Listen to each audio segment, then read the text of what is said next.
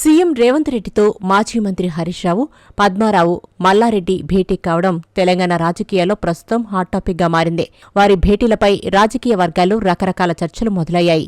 అటు అసెంబ్లీలో, ఇటు బయట సీఎం రేవంత్ రెడ్డి, హరీష్ రావుల మధ్య మాటల యుద్ధం నడుస్తున్న తరుణంలో వారిద్దరూ భేటీ అవ్వడంతో బీజేపీ నేతలు చెవులు కొరుకుంటున్నారట.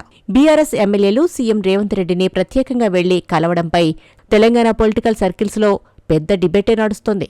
అసెంబ్లీ సమావేశాలు జరుగుతున్న సమయంలో జరిగిన ఈ భేటీ రాజకీయ వర్గాలను విస్మయానికి గురిచేస్తుందట.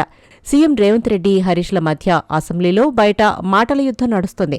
ఇలాంటి తరుణంలో ఆ ఇద్దరి భేటీపై రెండు పార్టీల నేతలతో పాటు బీజేపీ నేతలు కూడా చెవులు కొరుక్కుంటున్నారట. ముఖ్యమంత్రిని, ప్రభుత్వాన్ని కేసీఆర్, కేటీఆర్లు పలు సందర్భాల్లో తప్పుపడుతూ ధ్వజమెత్తుతున్నారు. కౌన్సిల్ వేదికగా ఎమ్మెల్సీ కవిత కూడా దుమ్మెత్తిపోస్తున్నారు. ఇలాంటి సమయంలో సీఎం రేవంత్తో హరీష్ రావు భేటీ కావడంపై ఇతర పార్టీల కంటే బీఆర్ఎస్లోనే లోతుగా చర్చ జరుగుతోందట. రాజకీయ ప్రత్యర్థి కాంగ్రెస్ ప్రభుత్వం మీద యుద్ధం చేసే సమయంలో జరిగిన ఈ సమావేశం గులాబీ శ్రేణులకు, లీడర్లకు మింగుడు పడడం లేదట. ఉద్దేశమేదైనా రాంగ్ మెసేజ్ ఇచ్చినట్లవుతుందనే అభిప్రాయం వ్యక్తమవుతుందట. ఇప్పటికే కులగణన విషయంలో కేసీఆర్, కేటీఆర్, హరీష్ రావు తదితరులు దూరంగా ఉన్నా కవిత మాత్రం పాల్గొనడంతో ఆ పార్టీ డిఫెన్స్లో పడింది.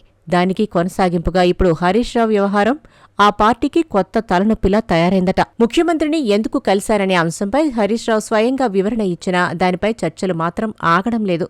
హరీష్ రావు ఒక్కడే కాదు, పద్మారావు, మల్లారెడ్డి కూడా సీఎంను అదే రోజు కలవడం పెద్ద చర్చకు దారితీసింది. సీఎంను హరీష్ కలిసిన వెంటనే BJP floor leader Maheshwar Reddy స్పందించారు. ఇరువురి భేటీ వెనుక వ్యూహం ఉందంటూ కామెంట్స్ చేశారు. బీజేపీ చేస్తున్న ఆరోపణలను బీఆర్ఎస్, కాంగ్రెస్ పార్టీలు తిప్పికొడుతున్నాయి. ప్రజా సమస్యలపై ఏ పార్టీకి చెందిన ఎమ్మెల్యేలైనా సీఎంను కలవవచ్చు అనేది కాంగ్రెస్ పార్టీ వాదన. ప్రజా సమస్యల పరిష్కారానికి తనను ఎవరైనా కలవచ్చునని సీఎం రేవంత్ రెడ్డి కూడా పదే పదే చెబుతున్నారు. మొత్తానికి బీఆర్ఎస్ నేతలు వరుసగా సీఎంను కలవడంపై జరుగుతున్న పొలిటికల్ రచ్చ ఏ టర్న్ తీసుకుంటుందో చూడాలి.